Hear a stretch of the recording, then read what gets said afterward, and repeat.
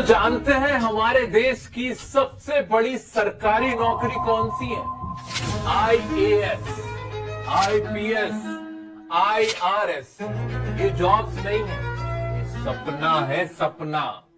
ये वो ख्वाब है जो लाखों लोग देखते हैं, जिसको एक बार इन जॉब्स के बारे में पता चल जाता है, फिर उसका मन करता है कि किसी तरह भी कितनी मेहनत कर लूं, लेकिन ये जॉब मुझे हासिल हो जाए।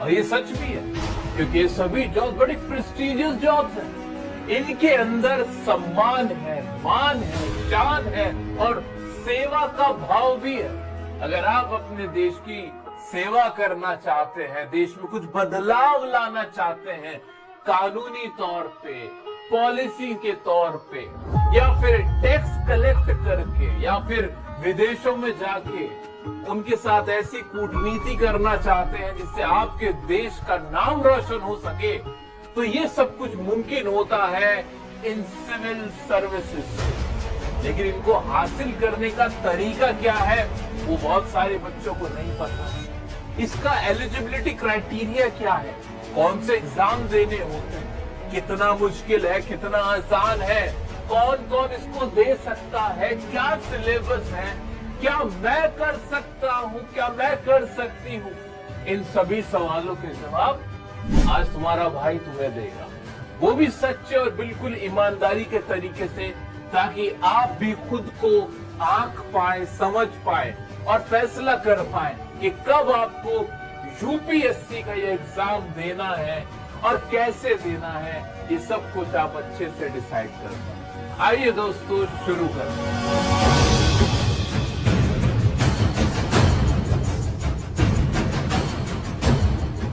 यूपीएससी यानी यूनियन पब्लिक सर्विस कमीशन, ये एक सेंट्रल बॉडी है जो कई तरह के सरकारी एग्जाम्स को कंडक्ट कराती है।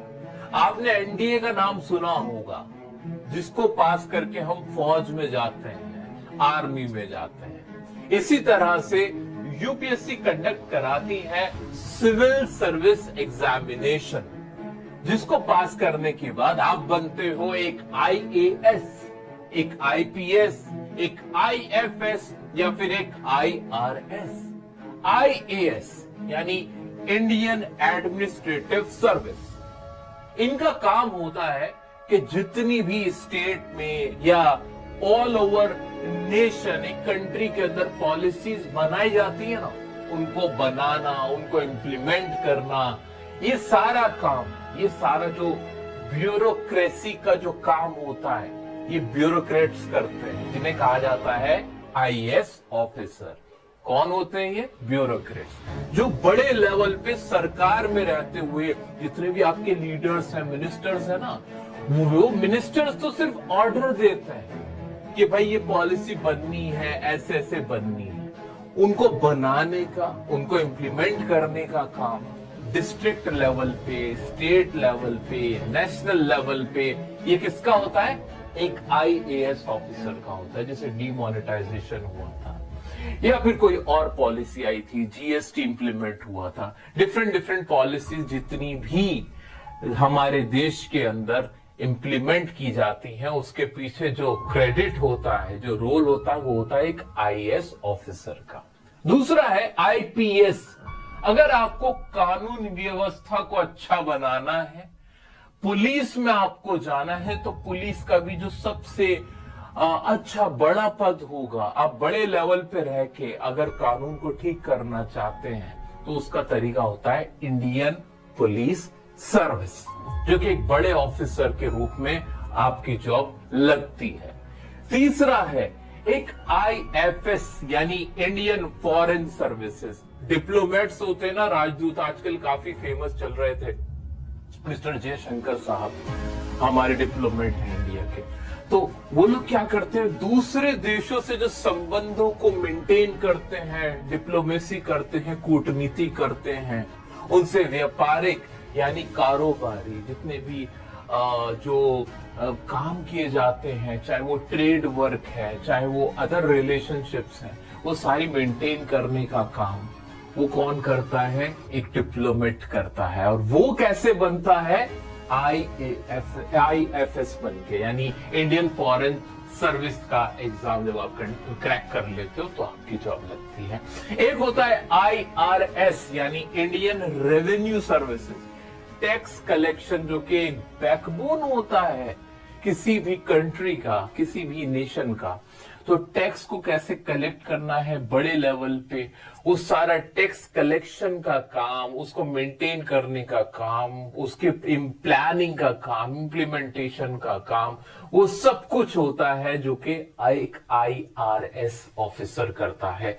ये 4 बहुत प्रेस्टिजियस जॉब्स हैं, इनमें से कोई किसी से कम नहीं है देखा जाए तो।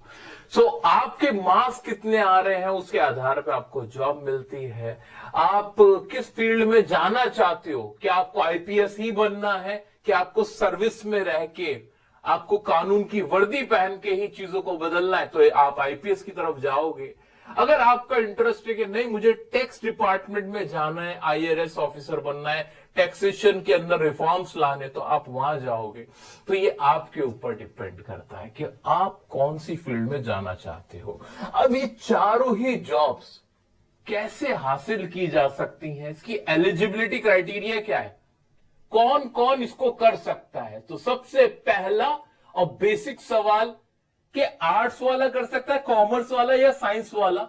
द आंसर इज एनीवन, कोई भी कर सकता है। डिपेंड नहीं करता है कि आप आर्ट्स से, कॉमर्स से, साइंस से। आप किसी भी स्ट्रीम से, अगर आपने ग्रेजुएशन किया हुआ है या आप अपने फाइनल ईयर के अंदर भी हो, तो आप इसका एग्जाम फॉर्म भर सकते हो। है ना मजे की बात कि अगर आप आर्ट्स स्ट्रीम से हो, आपने क्लास 12th करी, उसके बाद आपने ग्रेजुएशन करी, आप फाइनल ईयर तक भी आ गए, तो भी आप प्रिलिमिनरी का एग्जाम, यानी इसका जो फर्स्ट स्टेप होता है, वो आप अपना अप्लाई कर सकते हो। तो कॉमर्स के हो, साइंस के हो, कोई फर्क नहीं पड़ता है। सो दोस्तों, एग्जाम देने के लिए आपको UPSC का फॉर्म भरना पड़ेगा, सिविल सर्विसेज एग्जामिनेशन का। इसमें आपका पहला स्टेप जो होगा वो होगा preliminary examination.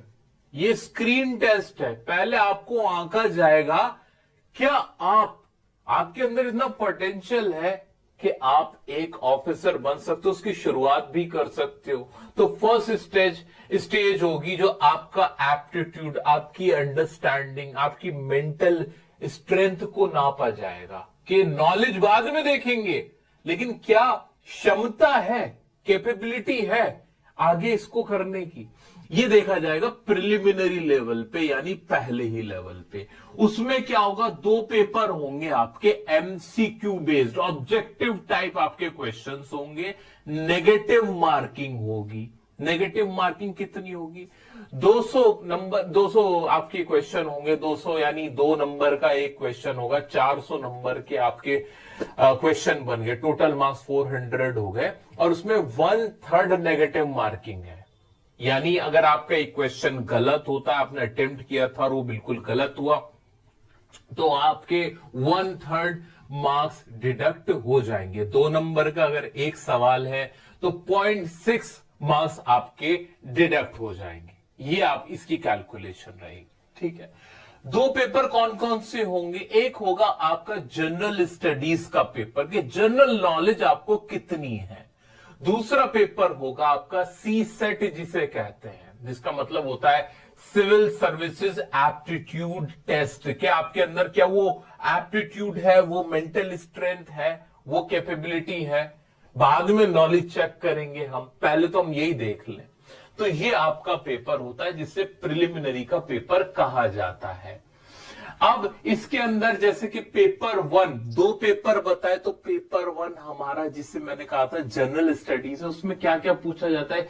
Current events of national and international importance के, क्या नेशनल इंपॉर्टेंट या इंटरनेशनल लेवल पे करंट इवेंट्स क्या चल रहे हैं, कहां वॉर हो रहा है, किसके प्राइम मिनिस्टर ने क्या कहा, कौन सी पॉलिसीज बनाई गई नेशनल इंटरनेशनल लेवल पे, वो सब। Indian and world geography, physical, social, economic geography of India and the world, Indian polity and governance, constitution, political system, Panchayati Raj, आपको पूरे इंडिया की एक डेप्थ देखी जाएगी कि आपको पता है कि हमारा देश कहां है, कितना है, वहां की पॉलिसीज क्या थी, कॉन्स्टिट्यूशन हमारा आपने पढ़ रखा है कि नहीं, कि क्या क्या राइट्स हैं, क्या क्या रिस्पॉन्सिबिलिटीज है, कानून क्या है, इंटरनेशनल लेवल पे आपको नॉलेज है कि नहीं, ये सब कुछ, इकोनॉमिक एंड सोशल डेवलपमेंट, ये भी आपको पढ़ना पड़ेगा इसके लिए। General issues on environmental ecology, biodiversity and climate change, general science, और जनरल साइंस भी आपको पता होनी चाहिए। देखा जाए अच्छा खासा, नाम तो इसका जनरल स्टडीज है, लेकिन ये जनरल नहीं है, सब कुछ ही स्पेसिफिक है। भाई अब जॉब इतनी बड़ी है तो उसके लिए आपको नॉलेज भी बड़ी होनी चाहिए। तो एक पेपर तो ये रहा। दूसरा पेपर जिसे सीसेट का पेपर कहते हैं, एप्टीट्यूड देखा जाएगा। उसमें क्या होगी, उसमें आपकी एक तो इंग्लिश होगी, थोड़ी सी कॉम्प्रीहेंशन होगा, यानी कॉम्प्रीहेंड करना होगा, समझना, आप समझ पाते होगे नई चीजों को। Interpersonal skills including communication skills, communication skills आपकी चेक की जाएगी। Logical reasoning and analytical ability, यानी क्लास 10 तक की मैथमेटिक्स भी आपको आनी चाहिए। Decision making and problem solving, general mental ability, reasoning and mathematics आपकी कुल मिला के पूछी जाती है। बेसिक्स न्यूमरेसी यानी numbers and there relation, orders of magnitude etcetera, class 10th level का आपसे ये सब कुछ पूछा जाएगा। डेटा इंटरप्रिटेशन यानी मैथ्स, रीजनिंग, इंग्लिश, इसका एक कॉम्बो है जिसको सीसेट का नाम दिया गया। ये दो पेपर आपको क्वालिफाई करने पड़ेंगे। अगर आप इसको क्रैक करके चले जाते हो, जो भी कट ऑफ है अगर आप उसको पास कर जाते हो, देन फिर आपको मौका मिलता है कि आप इसका मेंस का एग्जामिनेशन दें, क्योंकि इसमें और स्टेज है ही नहीं। टोटल स्टेजेस हैं 3। पहला प्रिलिमिनरी आपने क्रैक किया, उसके बाद मेंस क्रैक किया, और लास्ट में बस आपका एक इंटरव्यू होता है जिसे कहते हैं पर्सनालिटी टेस्ट। और तीनों के नंबर मिला के, आपके टोटल नंबर मिला के इनफैक्ट आपकी एक परसेंटेज बन जाती है और एक कट ऑफ बन जाती है, और फिर आपको जॉब मिल जाती है। जो भी आप चाहते हैं आपके मार्क्स के हिसाब से बन जाती है। अब अगर आपने प्री निकाल दिया, अब मेंस में आपके साथ क्या होगा? मेंस में आपको सबसे पहला काम करना होगा, एक क्वालिफाइंग पेपर होते हैं, ये 2 पेपर आपको देने पड़ेंगे, पेपर ए और पेपर बी। हाँ जी, ये क्वालिफाइंग पेपर कौन से हैं? ये वो पेपर हैं जिनको पास करने के बाद आप फिर मेंस के जो असली पेपर है वो देंगे। पहले ये देखा जाएगा कि आपको लैंग्वेज पे कमांड है कि नहीं। उसके लिए क्या करना होगा, पेपर ए में कोई भी इंडियन लैंग्वेज आपको चूज करनी होगी, और 300 नंबर का ये पेपर होगा जिसमें comprehension, short essay, translation, grammar वगैरह आपकी चेक की जाएगी। और ये डिस्क्रिप्टिव होंगे, ये डिस्क्रिप्टिव हैं, ये एमसीक्यू बेस्ड नहीं है। ऐसे पेपर भी इंग्लिश का होगा, यानी इंग्लिश लैंग्वेज आपसे पूछी ही जाएगी। इंग्लिश में भी आपसे सिमिलर टू पेपर ए है, और आपको इसमें भी 300 नंबर का आपका पेपर होगा। जब ये 2 क्वालिफाई कर पाओगे, उसके बाद आपके 7 पेपर और होंगे। 7 पेपर कौन से होंगे? 7 पेपर कौन से होंगे? ये रहे वो 7 पेपर जो आपको अब देने हैं।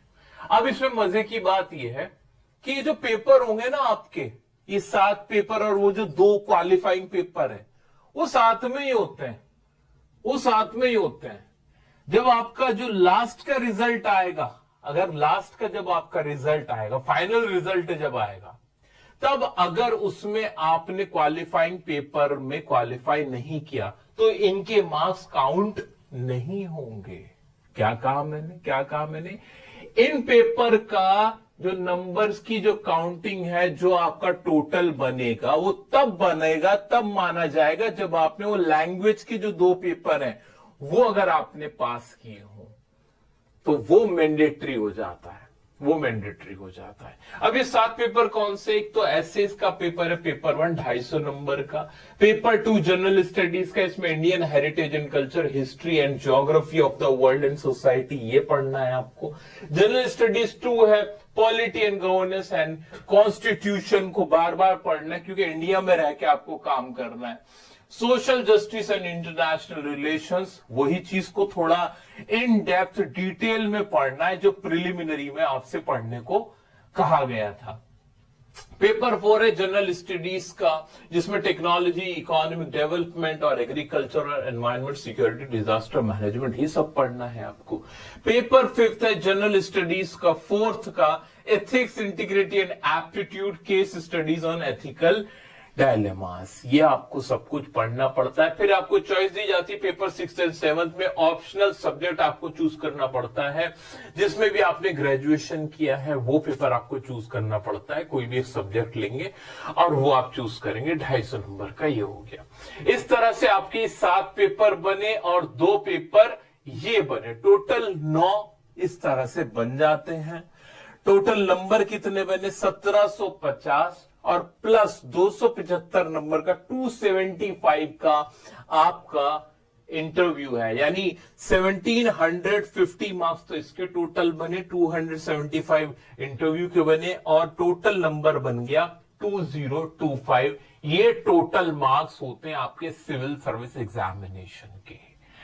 अब आपका सिलेक्शन कितने नंबर पे होता है और कितने लोग सिलेक्ट होते हैं, ये बताने से पहले आपको अटेम्प्ट्स कितने मिलते हैं वो देख लो। नंबर ऑफ अटेम्प्ट्स, अगर आप जनरल कैटेगरी से हो, आप ओबीसी नहीं हो, आप SC ST नहीं हो, जनरल कैटेगरी से, तो आपको 6 अटेम्प्ट्स मिलेंगे अप टू एज 32, 32 साल की उम्र तक आप दे सकते हो। अगर आप ओबीसी हो तो आपको अटेम्प्ट्स ज्यादा बढ़ जाते हैं, 9 अटेम्प्ट्स मिलेंगे और अप टू एज भी बढ़ जाएगी 35 तक। अगर आप SC ST से तो नंबर ऑफ अटेम्प्ट्स तो अनलिमिटेड है, बट एज का जो कैप लग जाएगा वो होगा 37 अटेम्प्ट से ज्यादा, 37 एज से ज्यादा आप नहीं दे सकते। PWBD से अगर आप बिलोंग करते हो तो 9 अटेम्प्ट्स हैं और 42 साल आपकी एज हो जाती है। अब बात करते हैं कि इसमें सक्सेस रेट कितनी है, क्या ट्रेंड रहता है, कितने लोग अप्लाई करते हैं, एग्जाम देते हैं और कितने पास कर पाते हैं। तो देख सकते हैं आप कि जो आपका भी रिसेंट एग्जाम हुआ था उसमें कितने लोगों ने प्रिलिमिनरी पास किया, कितने लोगों ने मेंस का एग्जाम पास किया। 2023 का ये डेटा है और ये ऑन एन एवरेज सेम ही रहता है। तो भाई प्रिलिमिनरी जो बच्चे थे approximately 13 lakh candidates applied, 13 lakh बच्चों ने प्री दिया था, with around 5.92 lakh appearing for the exam of these 14,624 यानी 14,624 ही इसको क्वालिफाई कर पाए थे। सक्सेस रेट निकला था 0.25 सिर्फ प्रिलिमिनरी का, मेंस का नहीं, प्री का। अब मेंस की बात करते हैं। 14,624 बच्चे जो वहां से पास होके आए प्री से, उसके बाद जब उन्होंने एग्जाम दिया तो 2916 यानी 2916 अप्रोक्स, लेस देन 3000 ही कैंडिडेट्स बचे जो शुरू हुए थे कितनों से, 13 लाख बच्चों से। फॉर्म 13 लाख ने भरा था और जो बात आ गई, गाड़ी कहां पे आ गई, 3000 पे आ गई। इतने बच्चों ने पर्सनालिटी टेस्ट यानी इंटरव्यू के लिए आगे बढ़े थे। अब इंटरव्यू में भी कितने सिलेक्ट हुए वो आप देख सकते हो। Out of 2916 candidates only 1016 was selected, culminating in a final success rate of about 34.84%।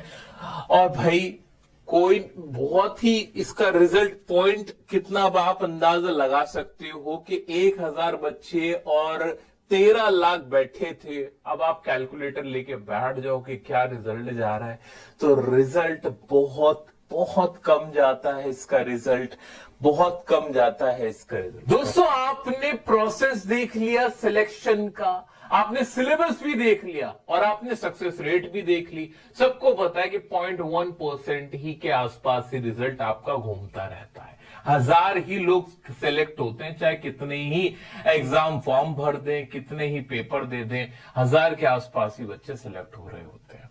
हर साल का लगभग ऐसा ही रिजल्ट होता है। अब बात आती है कि वो कौन से बच्चे हैं, कौन सी स्ट्रीम के स्टूडेंट हैं जिन्हें थोड़ा फायदा मिल जाता है, एज मिल जाता है यूपीएससी एग्जाम देते हुए। और उसका बड़ा लॉजिकल आंसर है, वो क्या है, ह्यूमैनिटीज, आर्ट्स वाले बच्चे, उनको बड़ा फायदा है। कैसे फायदा है उनको?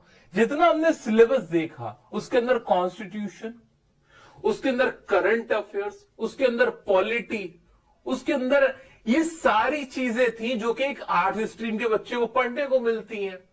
क्लास 11th 12th फिर ग्रेजुएशन करा आपने, अगर यही सब पढ़ा है तो आपके लिए थोड़ा इजी हो जाता है। अगर मैं कंपैरिजन करूं एक साइंस स्ट्रीम के बच्चे से जो कि फिजिक्स केमिस्ट्री पढ़ रहा है, वो ये सब नहीं पढ़ रहा होता, उसको इसका जीरो आइडिया होता है। लेकिन जो एक आर्ट्स का बच्चा है वो पहले से ये सब कुछ पढ़ता हुआ आ रहा होता है, तो उसके लिए थोड़ा सा इजी हो जाता है, एक एज मिलता है। क्यों मिलता है? Core subject in art polity, core subject उसका यही होता है, covered in political science, geography, taught in humanity, society, sociology, major economy, ये सारे इकोनॉमिक्स के सब्जेक्ट, ये पॉलिटिकल साइंस का सब्जेक्ट, वो ये सब कुछ बच्चे ने पढ़ा होता है, तो उसके लिए थोड़ा सा इजी हो जाता है। लेकिन एक सच बताऊं मैं आपको एक सच्चाई से आपका एक सच्चाई से मिलवाता हूं, आपका सामना करवाता हूं। सच ये है कि बहुत सारे जो यूपीएससी पास आउट बच्चे हैं, बहुत सारे जो होते हैं ना, वो होते हैं आईआईटी वाले, जिन्होंने आईआईटी निकाला होता है। वो होते हैं आईआईएम वाले, जिन्होंने इंडियन इंस्टीट्यूट ऑफ मैनेजमेंट जो एमबीए किया होता है उन्होंने आईआईएम से, वो बहुत सारे होते हैं। बहुत सारे बच्चे वो होते हैं जिन्होंने नीट निकाल के एमबीबीएस किया होता है, डॉक्टर होते हैं। ये 3 कैटेगरी ऐसी है जो बहुत ज्यादा सक्सेसफुल रहती है एग्जाम्स में। स्पेशली मैं एमबीबीएस डॉक्टर्स की बात करूं, बहुत सारे डॉक्टर्स टॉप भी करते, रैंक 1 भी लेके आते हैं। ऐसे ही क्यों कर पाते हैं? उसकी वजह मैं आपको बताता हूं। वजह यह है क्योंकि जब आप इतने बड़े बड़े एग्जाम क्रैक करके कोई कोर्स कर लेते हो, कोई डिग्री हासिल कर लेते हो, तो आपको पता चल जाता है कि मेहनत कैसे करनी है, पढ़ाई करनी कैसे है, सक्सेस कैसे हासिल करनी है। एग्जाम क्रैक करने का ना आपको कहीं ना कहीं एक फॉर्मूला वो क्रैक कर लेते हो, वो फॉर्मूला क्रैक कर लेते हो। आपको आदत पड़ जाती है कि रोजाना 8-10 घंटे एक साल कैसे पढ़ा जाता है, आपको आदत पड़ जाती है। आपकी वो माइंड मैपिंग, वो माइंडसेट तैयार हो जाता है। आप इमोशनली, आप मेंटली स्ट्रांग हो चुके होते हो, आपको कॉन्फिडेंस हाई होता है। जब आपने इतने बड़े बड़े एग्जाम निकाल दिए, कॉन्फिडेंस तो हाई है ना, कॉन्फिडेंस तो हाई है। तो ये सबसे बड़ा रीजन है, कॉन्फिडेंस हाई है। अब आपने जिंदगी में पॉलिटी नहीं पढ़ी थी, आपने जिंदगी में इंडियन कॉन्स्टिट्यूशन को हाथ नहीं लगाया था, क्या फर्क पड़ता है? अब आप पढ़ने जब बैठोगे ना 8-8 घंटे with that confidence, with that formula, with your own strategy, तो बताओ कैसे आप इसको अच्छे से नहीं पढ़ पाओगे? एक वो बच्चा है जिसके पास ये कॉन्फिडेंस नहीं है, जिसने कोई बहुत बड़ा एग्जाम नहीं निकाला है, जिसने कभी पढ़ाई को ऐसे प्रोफेशनली नहीं लिया है, उसके लिए थोड़ा दिक्कत ज्यादा हो जाती है, उसके लिए थोड़ा दिक्कत ज्यादा हो जाती है। जबकि एज उसको ज्यादा है जो आर्ट्स स्ट्रीम का बच्चा है, याद रखिएगा, ठीक है। सो ये एक मेरी अपनी खुद की एक एनालिसिस है, ये फाइंडिंग है जो आपको पता होनी चाहिए कि कौन बच्चे ज्यादा कर रहे होते हैं।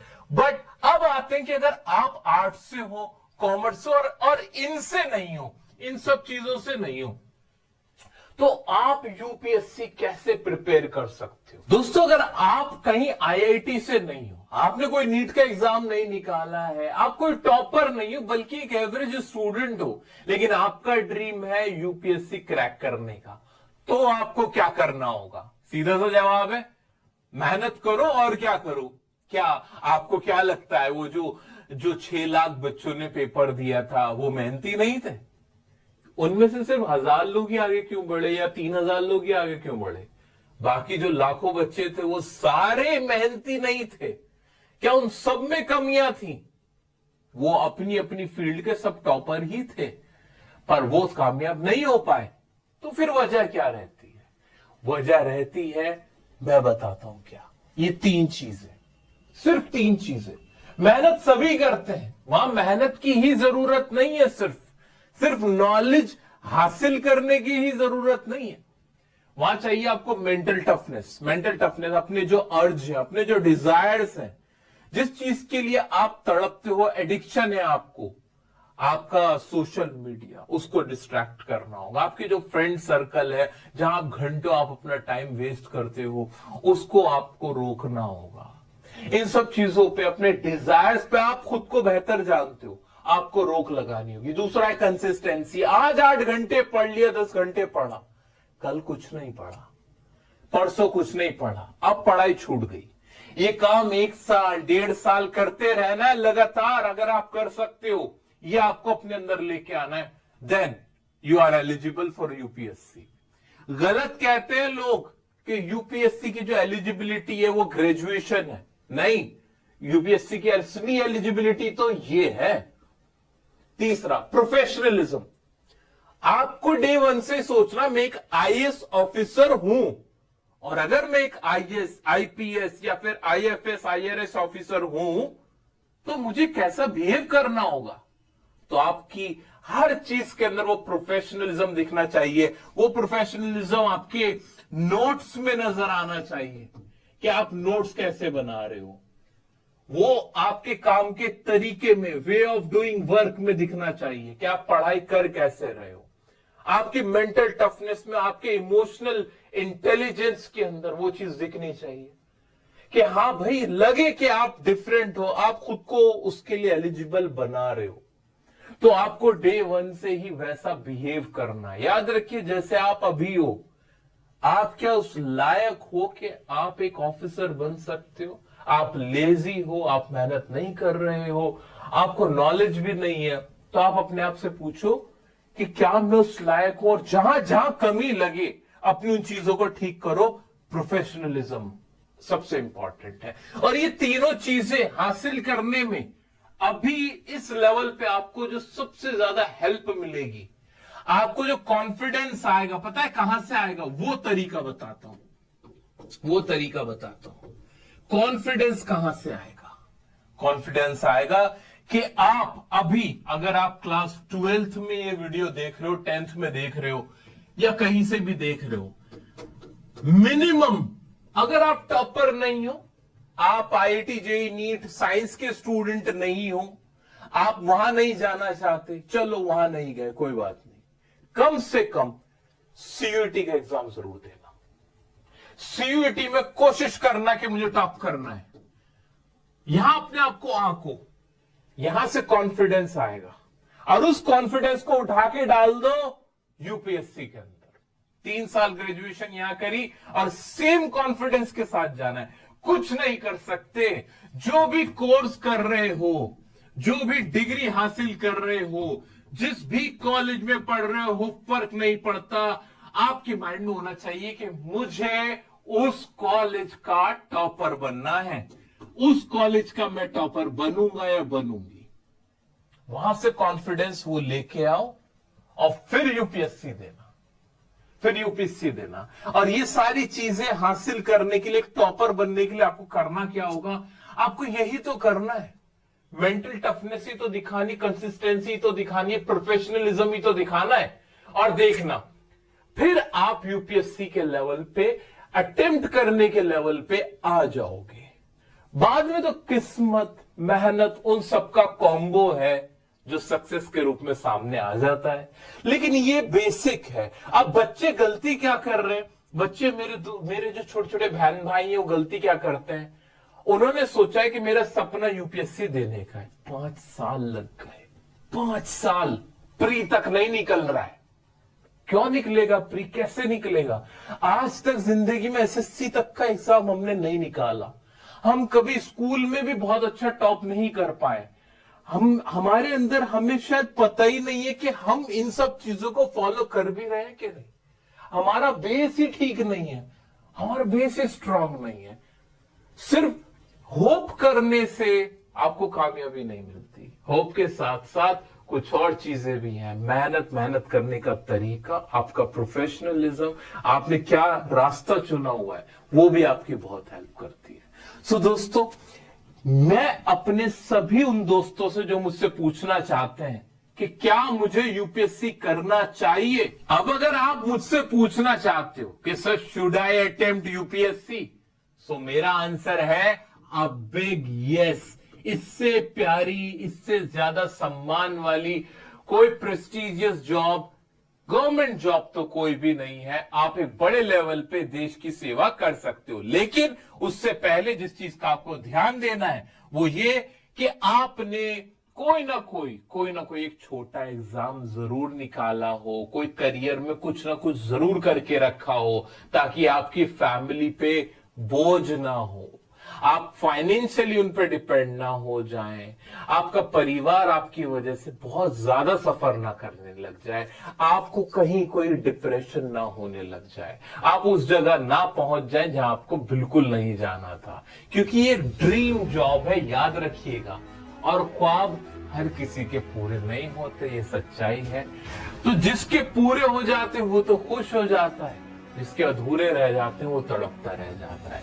तो इसको अपनी जिंदगी मत बना लेना, क्योंकि जिंदगी इसके बाद भी है। लेकिन अगर प्रोफेशनली आप चलोगे, स्ट्रेटेजिकली चलोगे कि मैं सीयूईटी दूं या मैं कोई और एंट्रेंस दूं, आईआईटी ट्राई करूं, कहीं ना कहीं कुछ बड़ा करूं, प्रोफेशनली अपने आप को इस फील्ड में लेके जाऊं, तो मुझे उम्मीद है कि आप बेटर कर सकते हो। दोस्तों, इसी उम्मीद पे छोड़े जाता हूं कि आपको इस वीडियो से बहुत फायदा हुआ होगा, आपको एक रास्ता मिला होगा, और जो भी मेरे साथी, मेरे छोटे बहन भाई यूपीएससी ट्राई कर रहे हैं या ट्राई करना चाहते हैं, उन सभी को मेरी तरफ से बहुत बहुत शुभकामनाएं। Wishing you good luck.